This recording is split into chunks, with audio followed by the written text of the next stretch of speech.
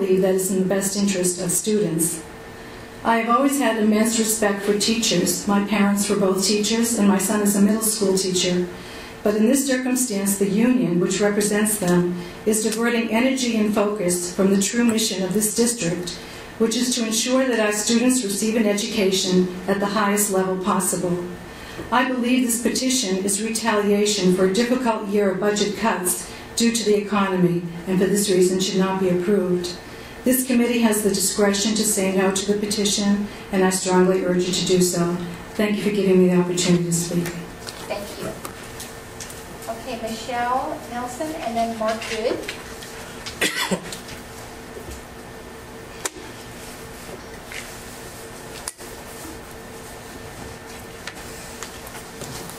Well, good evening.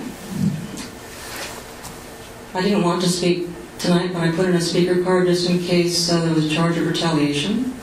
I have prepared a timeline of the actual sequence of events that happened, and I can give these to Suzanne Carey, showing that the charge of retaliation is not founded, and I also have it backed up with lots of documentation to support the sequence of events.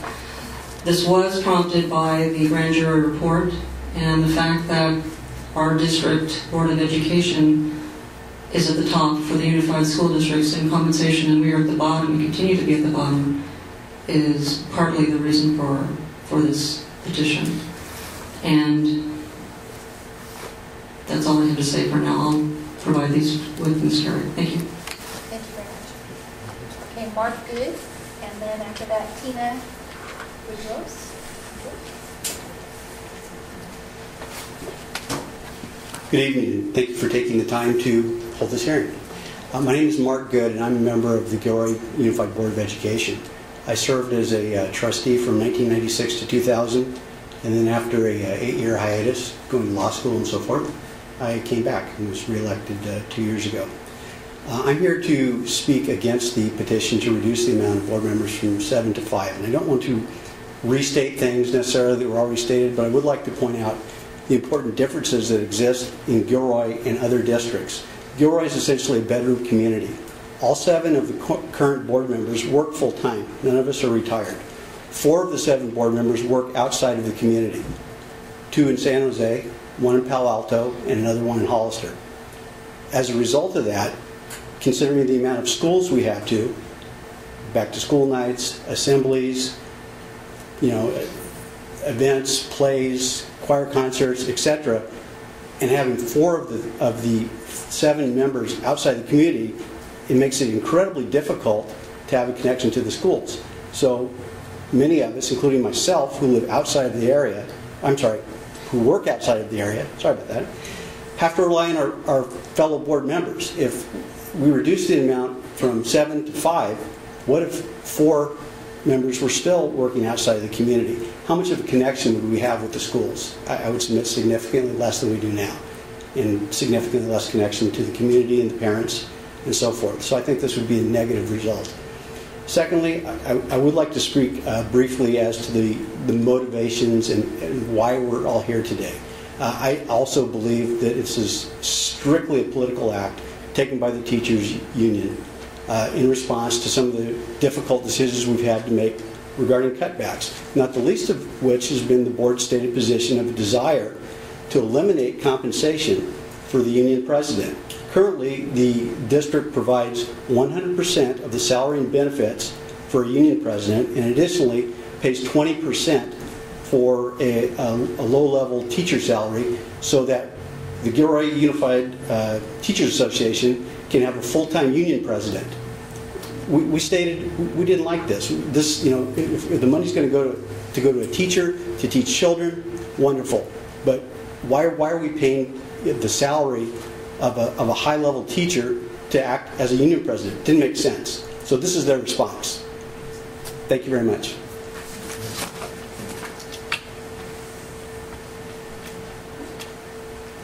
Okay, Tina? I have a question. I'm sorry, we have a question. I want to be clear on that. The union president is released at 100%? That's correct. Was this a negotiated in a contract? Yes, it is, prior to my tenure on the board. How long has this been? It wasn't that way in the 90s when I was on. I believe there was a half-time position at the time. Okay, thank you. Thank you. Any other questions? Okay.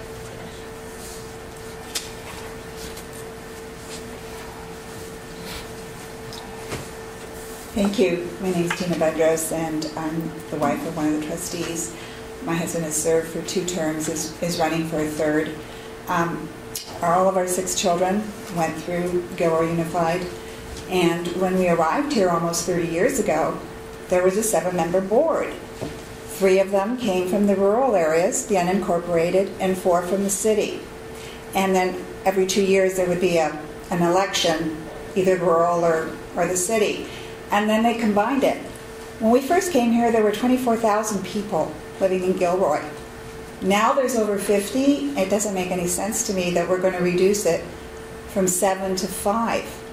And I don't know that the rural area would have the same, it's a very large geographical area that we're servicing here. So I also believe it's very politically motivated, and I'd like to keep the 7-member board. I know how hard every one of those board members works, and it is a voluntary job. As you know, they work full time. So I hope you give that full consideration. Thank you. Okay, at this time, are there any non-registered speakers wishing to address the committee? Okay. Please state your name.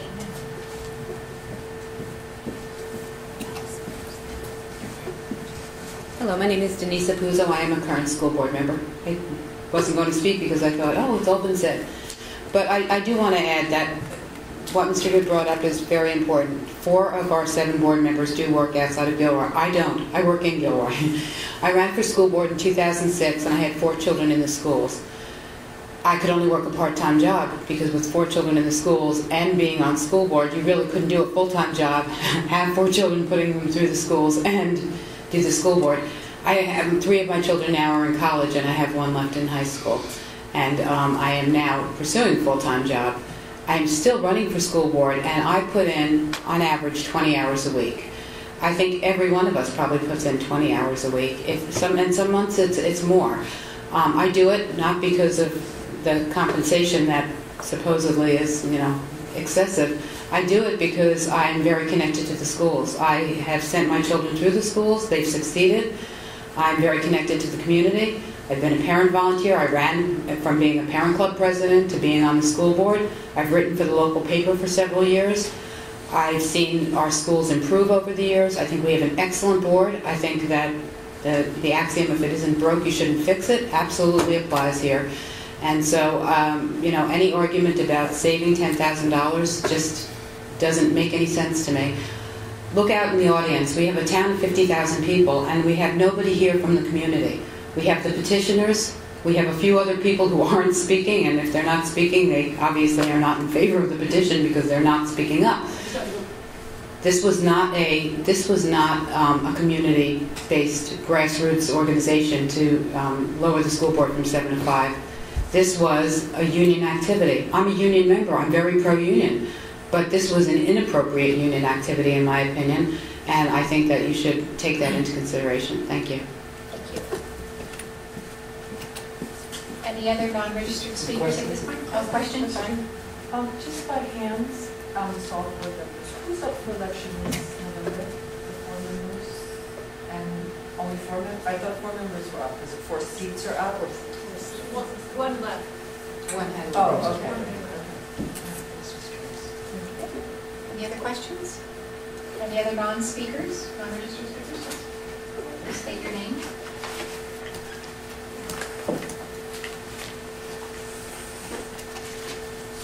My name is Jaime Rosso, and I'm a school board member. I was first elected in 2000, and actually I came in on the rural district, but I actually originally ran in 1978, and at that time I was fairly new to the community, But I have gone through the years, and at that time when I came in, the community was about 12,000. So when we're up to 50,000, we have grown substantially, and I can say that as far as working with school boards, that look at us. I think we're a pretty representative group here on the board, and it's actually taken a lot of years to get to this point. And I think we're a board that the way we're constituted is we represent many interests, and we're a board that functions very well, I think. If you look at generally how we're received in the community, we're trying to cover a lot of bases. I think that a lot of the board members will testify that we have many different groups to address, not only in the schools but in the community, in the business community. And I think that we do that and we do it well, and it would make it much more difficult to do it with 5 members. And I think our group has spoke very eloquently about the work we do and the challenges that we have in doing it. I think we've been moving our district forward. I think it would make it more difficult for us to do it and have the ear to the staff, to the community, to the students, and to the needs that we have by having 5 members on the board. And as far as the cost, I think the cost is very minimal by comparison to the benefit to the district. I think that is clear. And as far as, if anything, even with 7 members, the one thing that you oftentimes hear is, you can't, it's hard to see to talk to the board members and let them know what's going on, even with 7 members, even when we get around, because this is a big community in terms of, numbers of schools and people that want to be heard. I wanted to say that I'm definitely opposed to this measure, and I don't see any benefit for Gilroy in this. Thank you. Thank you. One more? Okay.